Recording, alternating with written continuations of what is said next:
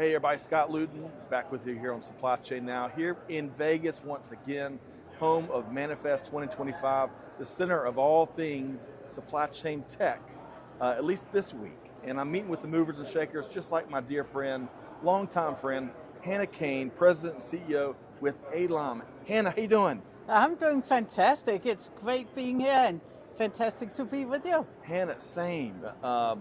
It feels like it was 20 years ago when we met at the DEMSCA conference out in Arizona. Remember that? Yeah, that's a long time ago. Yeah. Yes. But it's been fun. It has been fun. And of course, we've had a great chance to sit down with Hannah and have her inspire us and educate us in so many different ways since then.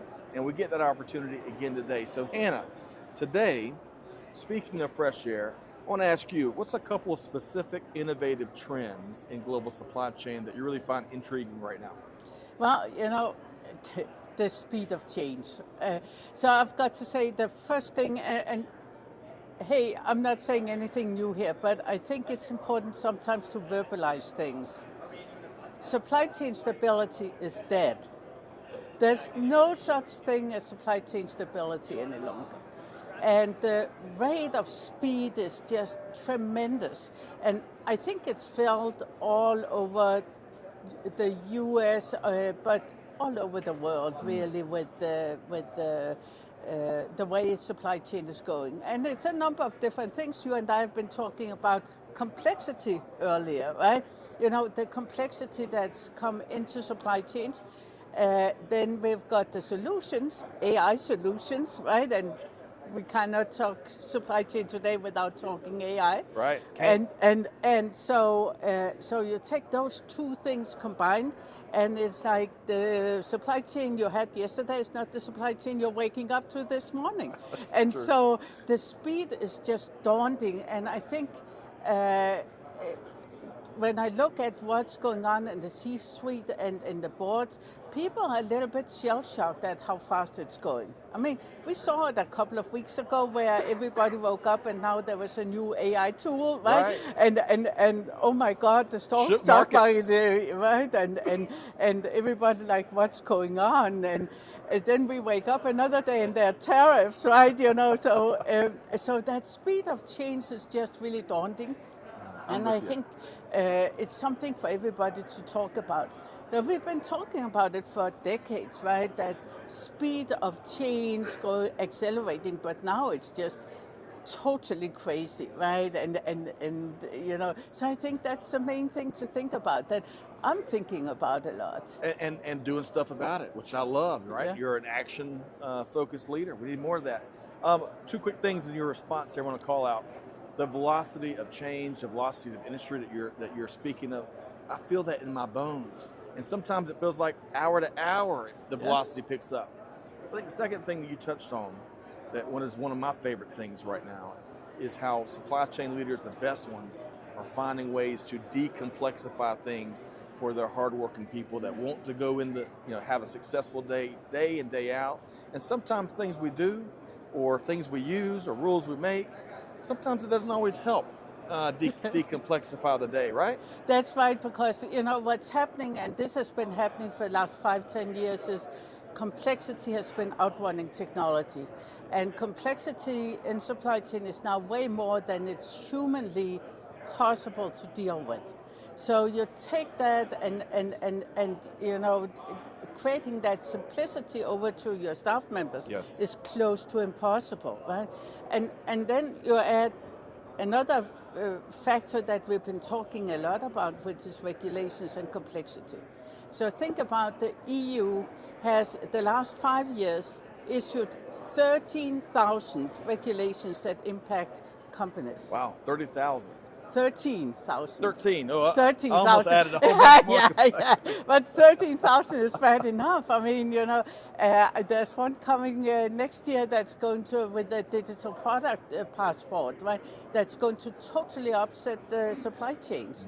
And even companies that are mainly active in the US feel that because a lot of their customers are customers Right. export to Europe, and so That butterfly effect. yeah, right. Yeah. But even if we look at the U.S., it's about 3,000, right, in that 5-year period, plus what the states are doing and local. So it's a lot of regulations coming down, and it was not like we started from zero, right? Right. So we've got to manage that and comply with that, and so. The complexity is really going up. The velocity, the rate of change is going up. So supply chain stability is dead, as you proclaimed Yeah, earlier. That's yeah. something we got to take to heart. yeah, Something we gotta take to heart. exactly. And we've got to live according to that. Right. That's right. And plan according to that. Right. Yeah. You wrote the other day, and I always enjoy the blog articles and your appearances and whatnot. You wrote the other day, I think on LinkedIn, that supply chain professionals hate surprises, and it's so true. We hate surprises. So there's a long list here, but I want to ask you, what's a couple of things that the best supply chain leaders are doing to help their teams and their organizations successfully navigate this highly uncertain environment that we continue to be in? And it goes with the territory. We'll probably always be in this uncertain environment, right? Yeah, absolutely. Yeah, I think the number one thing is visibility, right? And it's been visibility the last 5-10 years. It's continuing to be visibility. I have great hopes for what AI can do right in the future.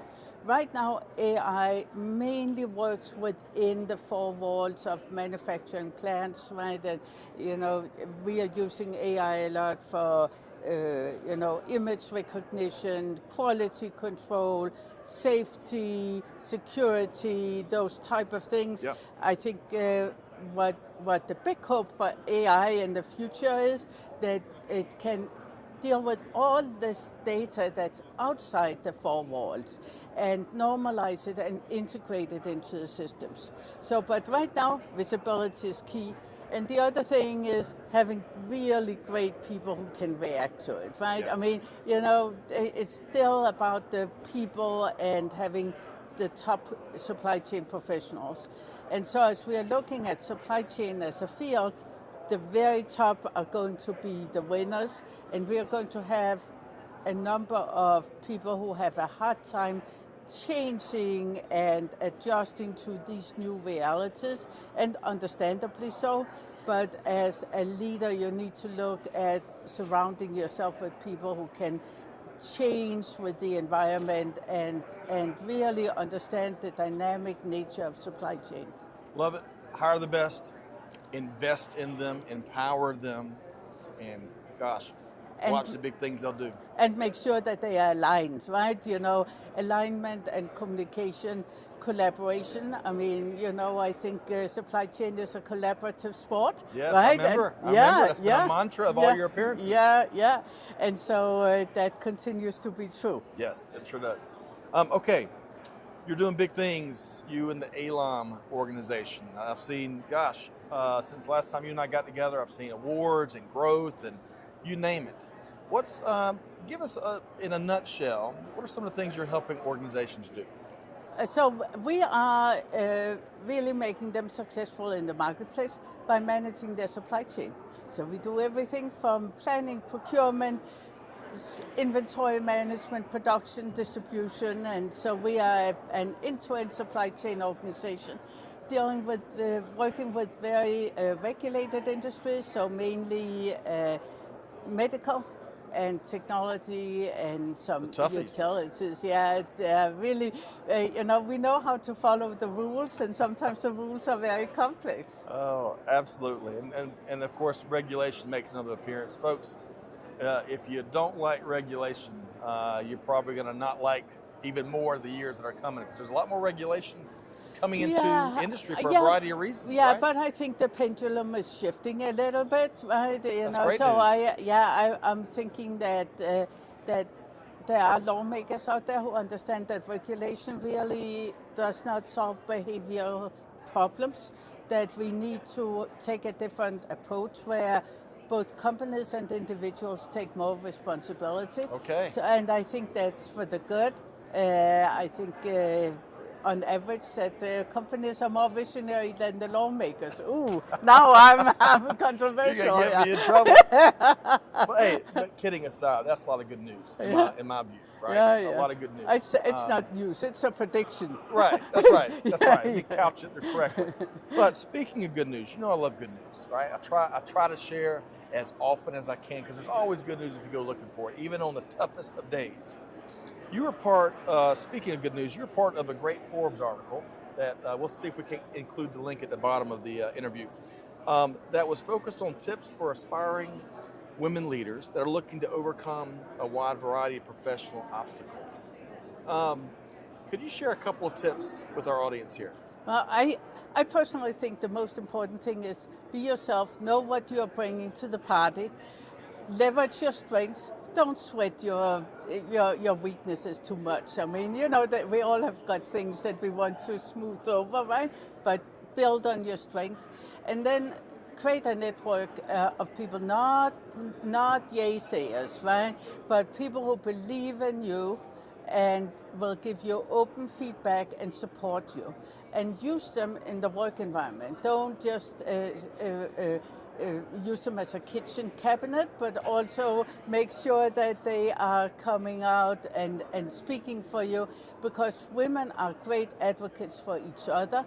We are less so when we try to promote ourselves. So that's a big piece of advice. And you know, hey, in these times of inclusivity, I think some of this works for men too. What do you think? I completely agree.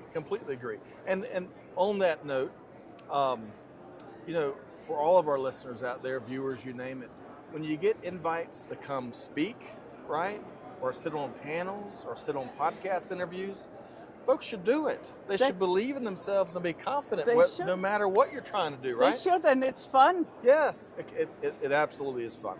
Some are more fun than others, like my friend, any conversation with Hannah Kain. But as I wrap up here, I wish we had a couple more hours with you, Hannah.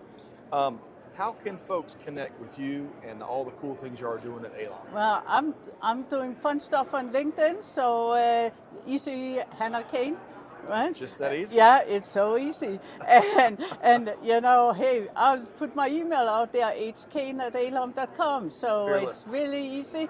And you know, our website is www.alom.com, and we would love to have you visit. Outstanding. Folks, be sure to follow and connect with Hannah Kain. She was bold and fearless to put her email out there. Hey, shoot her questions, especially if you want more tips on how to do big things in this industry, right? Hannah Kain, President and CEO with ALOM. Thanks so much for being here, Hannah. Oh, it was my pleasure. Always fun to be with you. Folks, stay tuned as I continue to talk with more movers and shakers, just like Hannah Kain here, live in Vegas at Manifest 2025.